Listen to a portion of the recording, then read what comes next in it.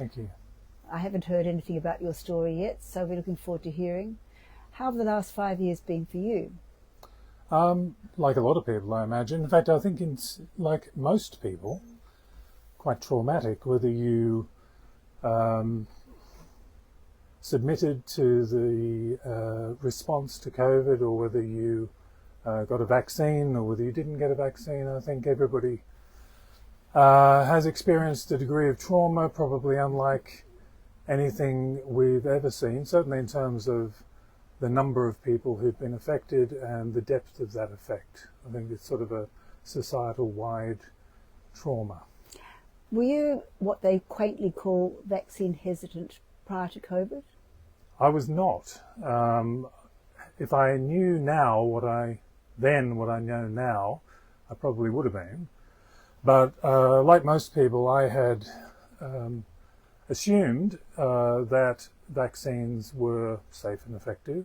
I vividly remember getting vaccines to live and work in Europe and in Singapore, and literally giving no thought whatsoever to the possibility of being vaccine harmed, because I believed that the vaccines were a 1 in a million possibility of causing me harm.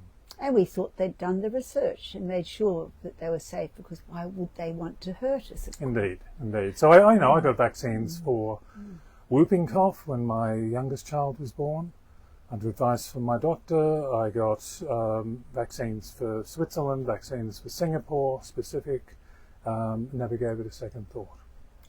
What was it about recent events? Well, actually, it's not recent. We're going back 6 years now. Yeah. 6 years of this absolute painful catastrophe. Yeah. What was it that warned you that this was something different? Well, I'm a little different than most. I think the first thing that alerted me was, I remember there was a cruise ship early in 2020, I think. There was a cruise ship that was quarantined in Japan, I think. Well, I think it was a Ruby Princess, wasn't it? It may have been that. And obviously, like most cruise ships, it was populated by quite elderly Americans in ill health on average. And I remember the death rate, even in those circumstances, which was people trapped on a boat, recirculating air conditioning, constant intermingling, even if it was cabin crew delivering food and so forth. And the mortality rate on that boat, I think, was 1% over the course of about 3 months. And I thought, that's actually relatively low, because, I mean, these ships have morgues on board because so many people actually do die. They have a big lunch and they drink too much and they dance and, you know, it ends. And I had been, prior to that, observing that low mortality rate, one of the people going around shouting about how scary this new virus seemed to be and how we should be taking it more seriously. And then when that data started to seep through, I suddenly thought, hang on, this doesn't add up. 1% on a cruise ship is not a high mortality rate. It could almost be normal, really. It was actually close to normal, if not normal, just on my rough calculations. And my background, statistics and banking and so forth. So, you know, I'm very familiar with numbers. So I immediately became skeptical about the narrative, and then that's what actually caused me to start looking into it. And by the time I started looking into it, it didn't take a hell of a long time, even in those early days between about March and June of 2020, to realize that the narrative just didn't hold up relative to what we were being told. And because I had time on my hands at that time, I vividly remember there was I think it was Bologna in northern Italy, and it was used as a kind of a PR, a basis for the PR, and there was talk about massive numbers of people, you know, in the hospital and dying. And I went online and I managed to find security cam footage of the hospital, and sat there for an hour or two watching, and it was virtually silent. Wow. There was no ambulances coming in and out. It was even quieter than you could possibly imagine a major hospital could be. And then I thought, hang on, and then it just kept going from there.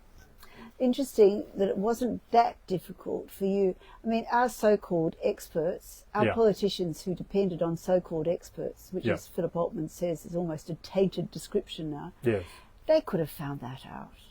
They could have, and I suspect that at the very top levels that they knew perhaps, but actually I suspect that if you've, it's a bit like dealing with someone in the judiciary. You have to assume that they spend their entire day watching the ABC News and at a pinch maybe SBS.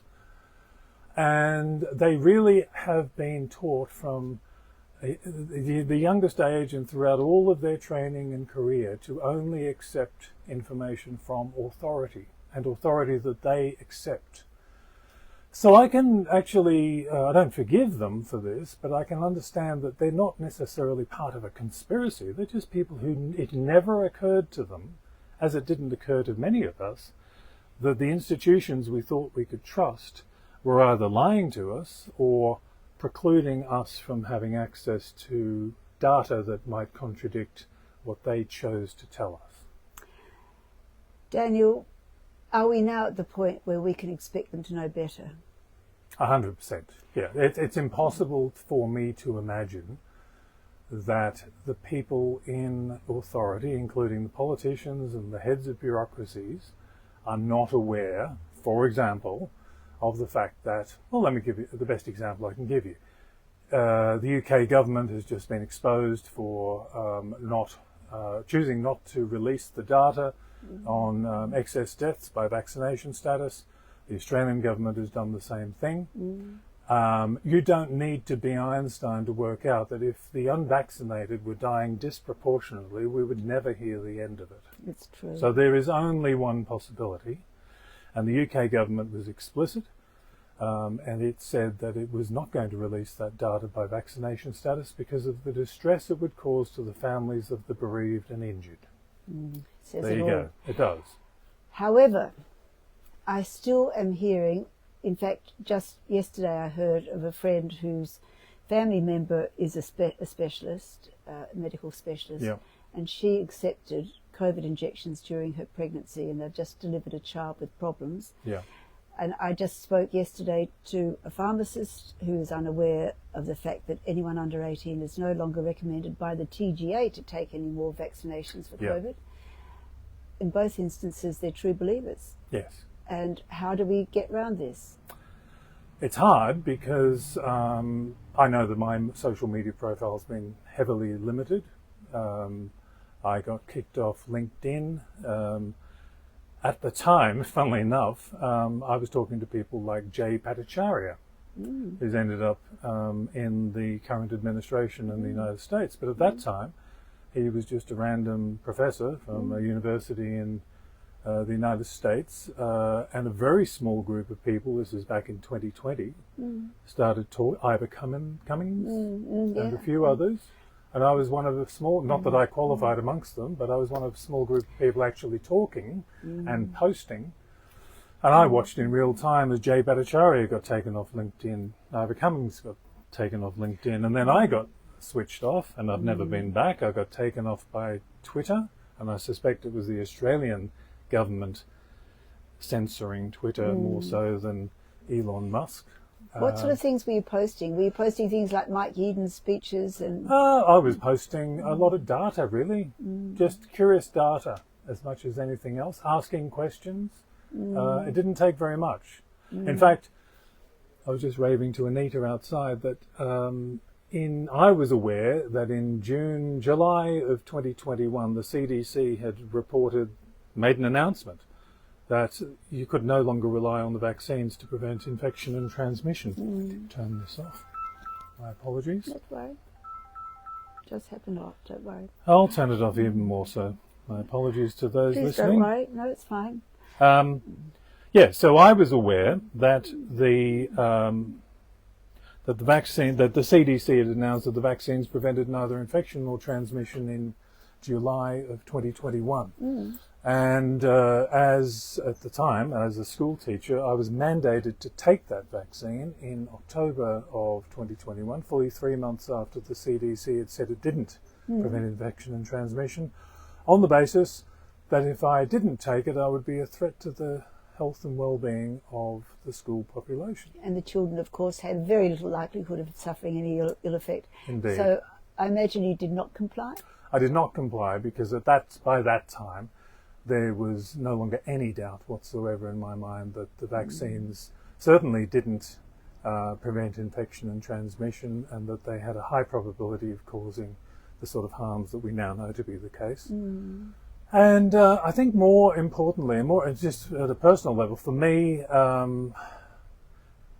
bodily autonomy is kind of it's a dividing line, you know. And to watch, I remember working in a school with a pregnant teacher, and she was a science teacher, in fact a biology science teacher.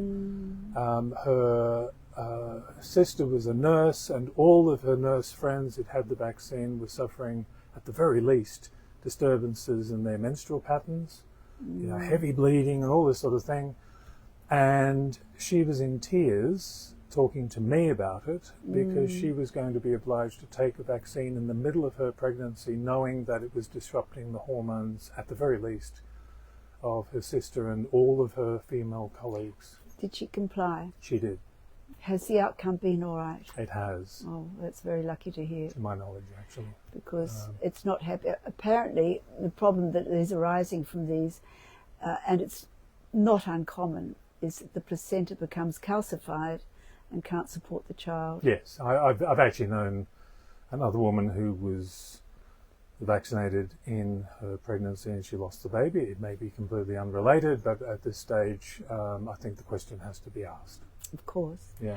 Have you had a lot of difficulty sharing this with family and friends? Have you found that your family have listened to what you've found? No, they didn't listen. And in fact, they were, my entire extended family was so hostile to my point of view that I remain estranged from all of them. I've reconnected with my 92-year-old mother, thankfully. But we were precluded from going to her 90th birthday party. It's very painful, isn't it? It was very painful, yes. It remains very painful. Your brothers and sisters are still... Yeah, still estranged. Are they well? Well, I don't inquire a great deal of their welfare through my mother, but I do know that one of my extended family, this is very early on in 2021, spent 2 weeks in bed with his neck the size of a courgette, with a thyroid response, coincidentally a couple of weeks after his, or a week after his injection. Have you spoken with Dr. Altman about that? Because autoimmune problems with thyroid apparently have been quite common. Yeah.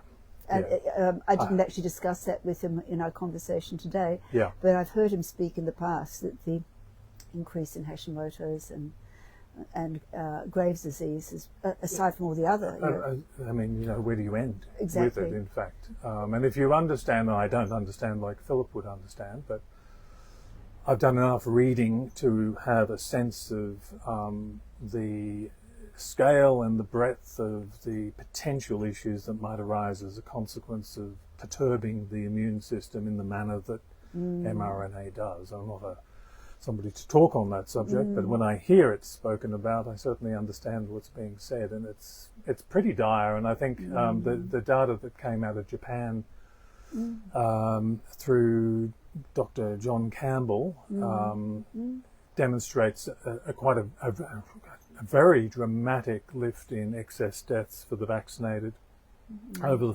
course of the full first year, and then a continued elevation in the tail. And the real question mark is how long that tail lasts and whether or not it's going to kick up or down. Have you children who've taken these injections? No.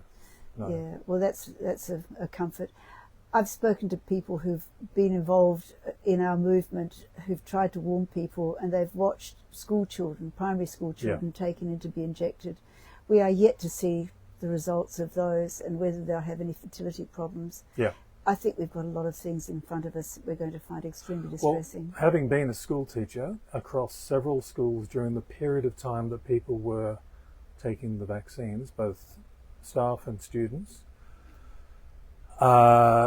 I mean, I've lost count of the number of people who had immediate and very dramatic responses to the vaccine. I mean, bear in mind, I was mixing with potentially sort of 2,500 people, quite directly and personally. In the school environment. In the school environment, in the lead up to the mandates kicking in when I left the school environment. And I can tell you that there were dozens of people, particularly the ones that I particularly remember were re-emergences of cancers after many years of remission, people with a lot of eye problems, really dramatic, bad. Detached retina that's something that an optometrist told me. Okay, this was more disturbances of vision. I mean, to the point where people couldn't drive.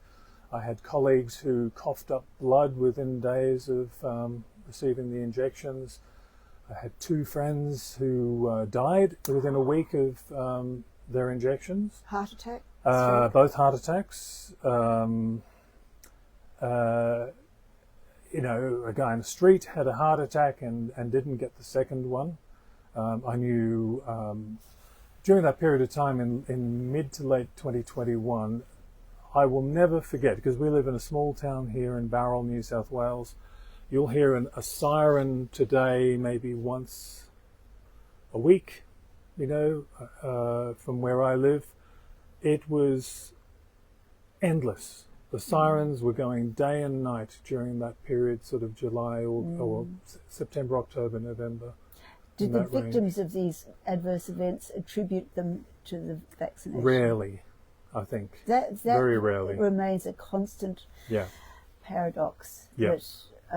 Well, I don't know whether it's the gaslighting from the medical people. Talking of the eye disturbances, I interviewed someone at DY Beach, a young man who couldn't drive home from the pharmacy, went to hospital, was told potentially he had a stroke, and he said, could it be the Pfizer injection I had 20 minutes ago? And they laughed at him and said, that'd be ridiculous. I know. It's almost like a comedy show if it wasn't so serious. Yeah. I mean, people will look back on this and say, were those people insane? Yeah, well, tragically, I even got an email from one of the friends who died. I had been saying to him, please don't, he got his third. I said, don't. I mean, you know, don't do so without at least reviewing this evidence. And he was a smart guy, so it wasn't like it was beyond him. And I got an email back, not really terribly caustic, although he had been caustic towards me about my beliefs, as it was. And as I used to say, it's not beliefs, but it's data. I'm just presenting data. But anyway, I got an email back from him, as it happens, days before he took the third injection, telling me that I reminded him of a poster that he had on the wall of all these lemmings going off a cliff, you know, and that I had joined this cult of people who were destined to die as a consequence of their failure to vaccinate. And I just sort of left it, and I didn't want to respond. I didn't want to inflame it. I just thought, I felt I had done the right thing in terms of, if I'd not spoken about what I was doing, what I thought, I would have felt guilty. My conscience was clear. And I didn't interact with him for weeks afterwards, and maybe a couple of months, and then I got a phone call from his son. And I said, oh, how long ago was this? And he said, oh, I just found your email, and he told me the date, and it was 2 or 3 days after he had committed to getting the third injection. It's a very poignant story. Daniel, it's quite interesting to hear that they attribute us with what we see in their behaviour. And I've had that said to me, that I'm a coward and I have no social conscience because I was scared of a little prick. That's it. Whereas I look at them and think they're scared of a little cold, and where's their social conscience? It's a funny business, this, and it's going to be something that has changed us all forever. I think so. Now, I've got an even bigger story for you. Oh, yes. So, we were teachers, we were mandated to take the vaccine, and we chose not to do so. And this would have been in late October, around October of 2021. We had been, both my wife and I, working as casual teachers in local schools from here down to the Southern Tablelands, from Goulburn and right through to, through to Bowral here. And when the lockdowns took place, and they were, I can't remember how many there were or what the duration was, but it seemed to go on for a year or so. Horrible. And during the period of time, many, many months in which these lockdowns took place in New South Wales, permanent and temporary contract teachers were sheltered in place, was the words the department used. So they sheltered in place by staying at home almost entirely, and casual teachers were drafted in to supervise the students of parents who were, in inverted commas, essential workers. And in, for example, Goulburn, those essential workers were essentially medical staff of the local hospital whose kids went to state high schools. So, and given that COVID was likely to be far more prevalent in the community at that time than the authorities were letting on, and I've seen some data on that, we as casual teachers were actually supervising kids who were continually exposed to the potential for COVID in their parents' workplaces. And as a consequence, we were continually exposed to the virus, at least to some extent, maybe light doses and so forth, but certainly kids were getting sick with respiratory sort of symptoms. And we were in close proximity in the middle of winter in closed classrooms. And the only protection we had, of course, was the face nappies that, for 100 years we've known have had no effect on the transmission of a respiratory virus. So we worked as casuals on restricted hours, so we were penalised in the sense that we weren't able to work as much as we would have liked to have done. We were maybe getting a couple of days a week. And you were unvaccinated, wasn't that? Unvaccinated at that time. Well, this is 2020 predominantly, but right through to 2021. I'm surprised they still accepted you. Well, they did until the mandates kicked in October 2021. So not only were we accepted, but we were at the forefront of the fight against COVID. There were lockdowns in place and all of that sort of stuff. So, and we did that without any protections whatsoever. Of course, there was no vaccine available, regardless of whether we wanted it or not. And we were obliged to spend, hours in the company of people who could potentially be infected, and we weren't, as casual teachers, even eligible for sick leave. So there was we were just on the front line, like cannon fodder, if you like, in an environment in which we were told that this was an extremely deadly disease. So that was the background. The mandates kicked in, and immediately the Department of Education, and a shout out to Murat Dizdar, Secretary of the Department of Education, we were told that if we were to set foot on school grounds after a particular date, that the police would be called. Subsequently, the Department of Education fired thousands of staff and for failing to meet their obligations under this mandate. And they weren't just fired, they were fired for professional misconduct. Oh, right? How much have we heard that? How often? Now, think about this. In a local school environment, the unvaccinated were characterised as being not only a threat to the health and well-being of staff and students, but a moral threat. We were, and at that time, if you looked up at the definition of an anti-vaxxer, which is how we were explicitly described in a Sydney Morning Herald article involving the head of HR for the New South Wales Department of Education, the headline was anti-vaxxers, will be dealt with. To be described, to have your career ended, and this didn't happen for casual staff for technical reasons, because we're not technically employed unless we're actually in a school. If you were a temporary contract or a permanent teacher, the numbers of those who were fired for professional misconduct. Now, professional misconduct is something reserved for things like fraud in the Department of Education and kiddie fiddling.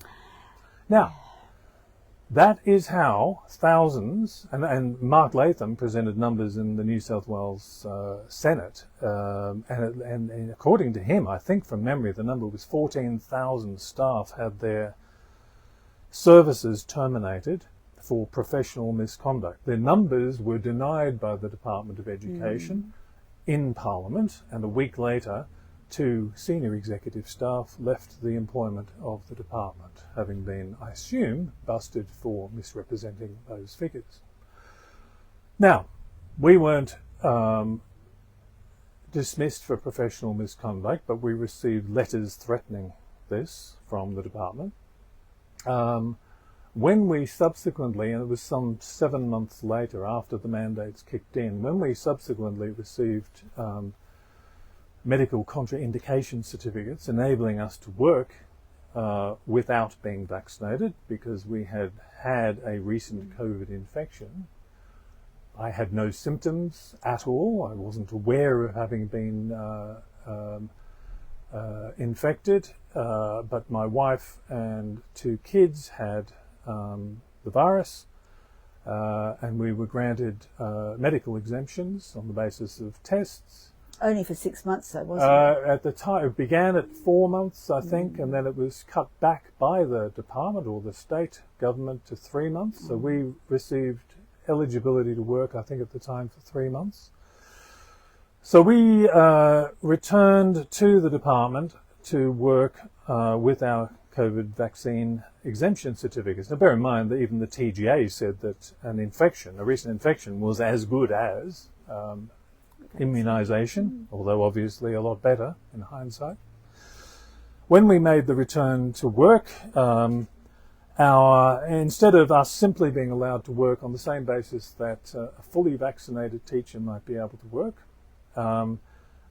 we were obliged to enter into a series of procedures which exposed our vaccine status to, I don't know how many staff in the New South Wales Department, right? Completely unnecessary, and it was unnecessary because the Department of Education had failed to even document procedures for the return of unvaccinated staff. It's as if they hadn't considered the possibility, right?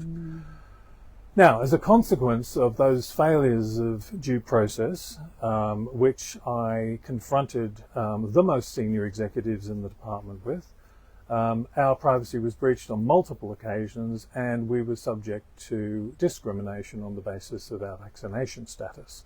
Quite specifically, a local high school principal, when I approached her for work, I received an extremely positive response, and then it suddenly went cold when our vaccination status was made explicit, because we were asked for our vaccination certificates. So I gave her the exemption certificates.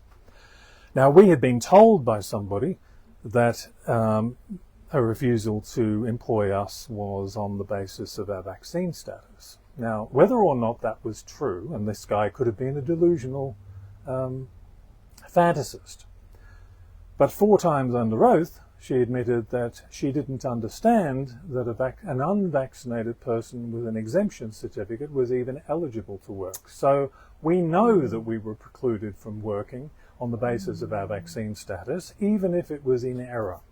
Now, that wasn't sufficient even for us to make a complaint to the department about the way we were being treated. We got work elsewhere, and the proof of, and then it gets worse, the department then subjected us to a procedure for which there were no written a process for which there were no written procedures. So instead of allowing us to simply, and the schools were crying out for staff by this point, okay? So, and we've had a teacher crisis for years, and I can get into that. Instead of just simply allowing us to go and work at schools that were crying out for us, who had contracts in hand, ready to go, the New South Wales Department of Education precluded us from working until this undocumented process had been complete. Well, that undocumented process took, I think, 3 weeks in my case, after a lot of bullying on my part, 6 weeks in my wife's case, before the department, one directorate of the department would sign off on us being eligible to work. But meanwhile, HR had signed us off immediately to say we were green-lit for employment within the department. So I was able to get work, and my wife was able to get work, in schools other than those that had offered us contracts immediately, and we were working there while at the same time being precluded from getting contracts at schools that had offered and where we had worked previously. Now, in the process of mishandling our return to work, and thank you again, Mr. Dizdar, Secretary of the Department of Education, as a consequence of this gross incompetence and mishandling of our return to work, our privacy was breached on a number of occasions, and our unvaccinated status was broadcast to all of the schools in the local community. They all talk, and bear in mind, I would say around in this area in particular, in Bowral, I'd say upwards of 95% of people were vaccinated.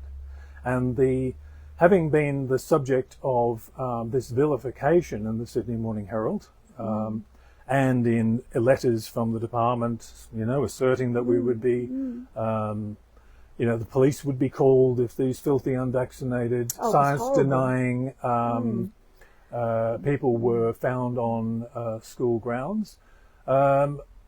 Our reputations within the local schools communities were destroyed as a consequence of the department's actions. I'm so sorry to hear this. Yeah. We're the only people, you and your wife, the only people who suffered this indignity? In the local area that we know of, yes. I know of plenty of teachers who had the smarts to pretend to have got vaccinated and had the fake certificates on their phone and so forth, but we chose not to do that for a number of reasons, one of which was we weren't going to break the law because of the irrational behaviour of the state government. We were going to, if we weren't allowed to work, we would not work. Anyway, so then it gets worse. Because when I went to Secretary Murat Dizdar with a complaint about the manner in which we'd been treated and the breaches of our privacy and so forth, we were then subject to a cascading series of breaches of law and due process by the New South Wales Department of Education, failures to abide by its obligations under the Privacy Act to conduct a Privacy Act in what was it called? An internal investigation, which they were obliged to do under the Privacy Act in New South Wales. So we were subject to a series of these breaches of law and due process, compounding the consequences of the initial problems that we'd actually complained about. So it was widening the circle of people aware of your situation? Yes, and of course, again, it's schools and teachers are generally relatively conservative. So the damage to our reputations was irretrievable, frankly. So my wife had worked in the local area for 15 years, had terrific relationships. I'd worked in, most of the schools in the local area in the Southern Tablelands. And the Department of Education opposed us so we had to end up going to the New South Wales Civil and Administrative Tribunal to have the fact that our privacy breaches were not properly investigated. It's even weirder. So we go to the tribunal and say, we want an administrative review of the decisions of the department, which were that no privacy breach had taken place. And they said, well, we can't do that because they haven't done the internal review. And I said, well, that is the problem. And thank Christ, what happened was a senior member of the New South Wales Civil and Administrative Tribunal granted us a jurisdictional hearing. The department was obliged to undertake the internal review it had previously failed to undertake. And then we had the opportunity to appeal the decision that the initial tribunal hearing found.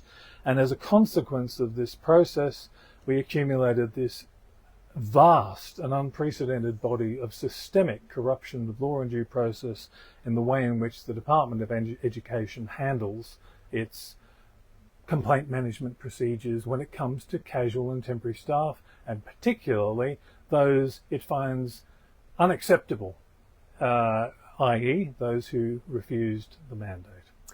That is shocking. And I'll tell you, it gets worse, because there is literally no mechanism, and this is anybody thinking of becoming a teacher in New South Wales, know this. The vast majority of you will start as a casual or temporary teacher, and you will have absolutely no enforceable rights at work. regardless of the scale of the misconduct to which you're subjected. There is no mechanism under procedures for any recourse or remedy associated with any scale of breach of abuse of contract. And the only remedy is workers' compensation.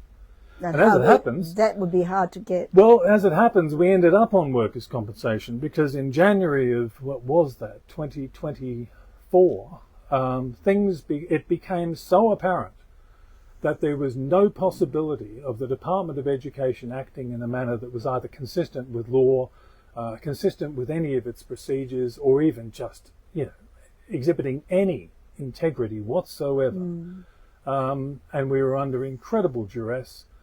And we made an application to the department and subsequently to Allianz to go on workers' compensation because we were obliged to go back into the school environment carrying the weight of me in particular, having to, and this was in the middle of this tribunal process, and I was up against the Department of Education, and Secretary Murat Dizdar himself appointed the Crown Solicitor in opposition to us, and and was personally instructing the Crown Solicitor in opposition to us. So we ended up with, I ended up with 5 days, I think, of me versus the Crown Solicitor and the entire might of the New South Wales state government. You self-represented? Yes. Wonderful. Yeah, and let me tell you, my 92-year-old mother, who, by the way, has had, I think, 8 COVID vaccines, but she's Irish, and she's bulletproof, so I think I'll live to about 130. Hope so. After that onslaught. So I had to face down the Crown Solicitor. I've never encountered such a lack of integrity and incompetence on the part of. I always thought that the bureaucracy was incompetent and inefficient. I did not understand the depth of the depravity of these agencies. There is nothing left in terms of integrity. So that's an ongoing process. So it gets better, and then Allianz, which was the service provider to the New South Wales government for our workers' compensation payments, after several months of being on workers' compensation, chose to dispute our claims on the basis of fraudulent misrepresentations by, staff of the New South Wales Department of Education.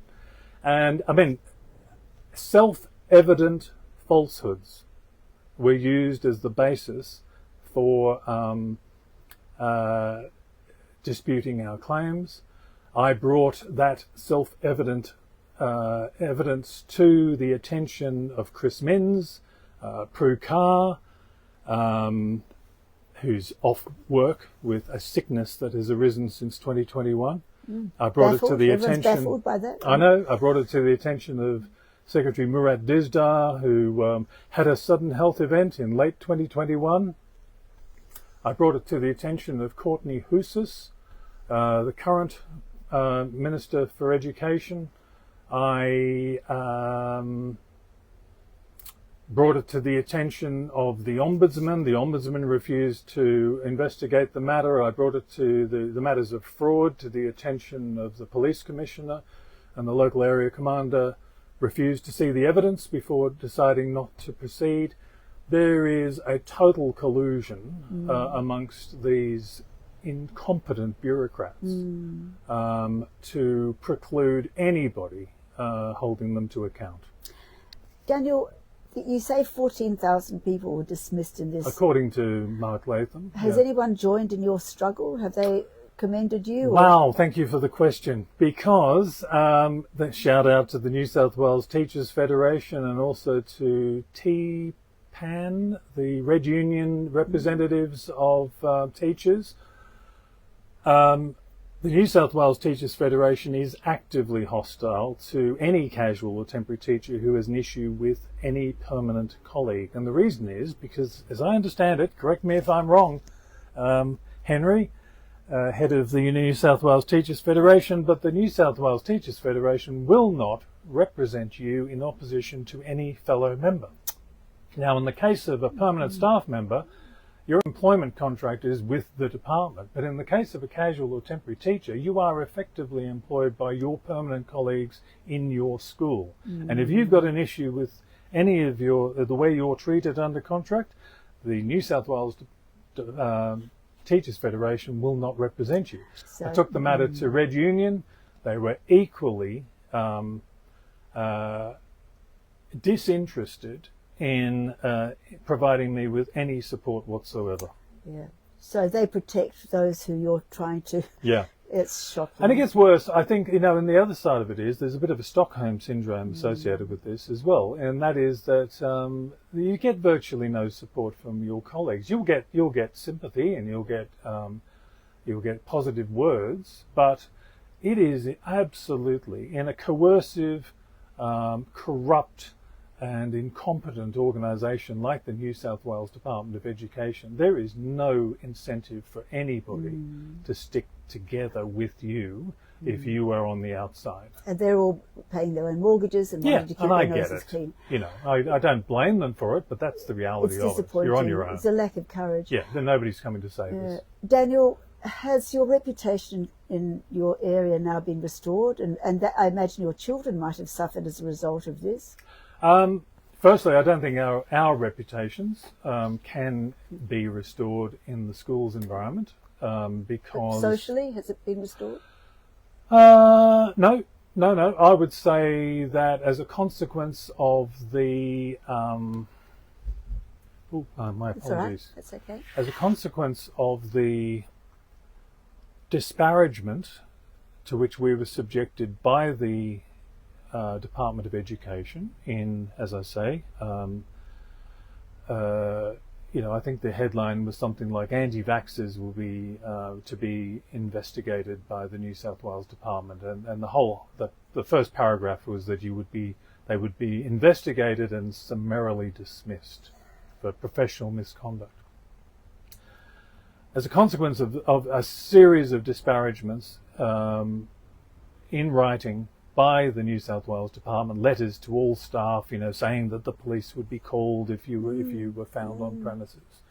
And then as a consequence of sticking your head up and actually objecting to the manner in which we've been treated, nobody really wants to, in the schools environment, really wants to have a direct association with you. It's been very cool. I will say that the one exception to that was the school that I was working at when we finally went on workers' comp, and I was thoroughly supported by that principal and that school and the staff there.